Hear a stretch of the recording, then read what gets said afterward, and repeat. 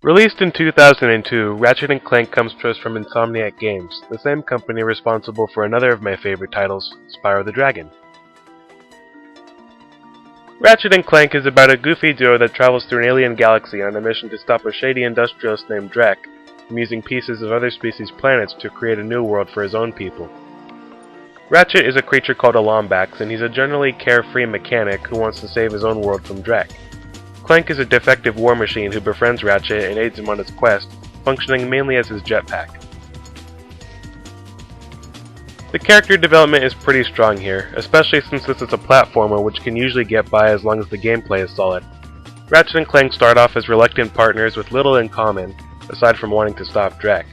And by the end of the game, however, they're best friends, and it's fun to follow their story. Drek, though he's the villain, is a pretty comical character, and it's fun to see the impact that his project is having on the inhabitants of the various worlds during the cinematic cutscenes. And then there's my favorite supporting character from the series, Captain Quark, a celebrated superhero who's not all that he appears to be.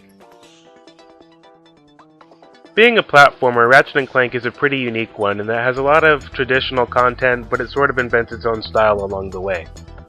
There's classic platforming elements like puzzle solving and challenging obstacle fields and item collecting, but there's also a good deal of emphasis on combat and weapon collecting.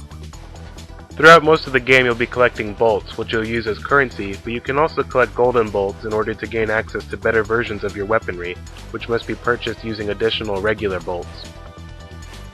Though you cannot upgrade your equipment as you can in later installments for the series, Ratchet & Clank still features some really brilliant weaponry. Not all the weapons are very useful, however, so it will require a bit of trial and error to see which ones are worth your money and which ones you might as well skip. The biggest problem I have is that the quick select menu operates in real time, so it can be a pain to switch weapons when enemies are close by. Fortunately, this was fixed in the sequels. The swimming mechanics in this game were kind of clumsy, so the underwater levels aren't as much fun as they could be. Though this is fixed to some extent later on in the game when Clank gets an attachment for underwater propulsion, which makes navigation much easier.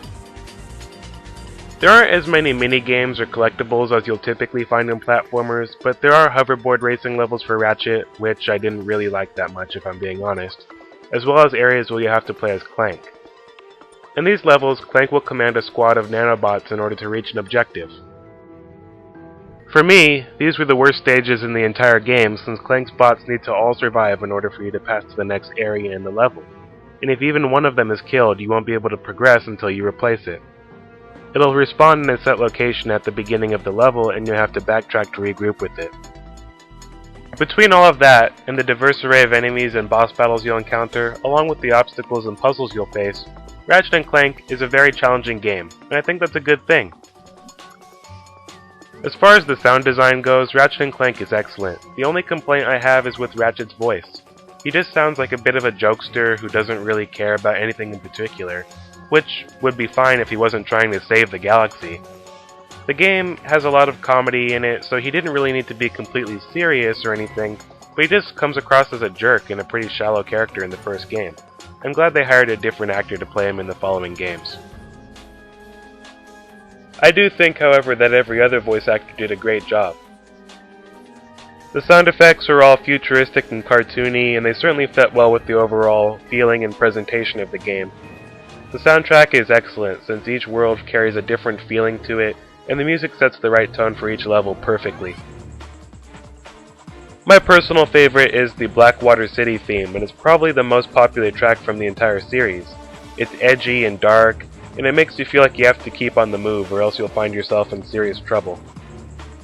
I mean, I may have a few issues with the game here and there, but at the same time it's still a very well made game, and it's original.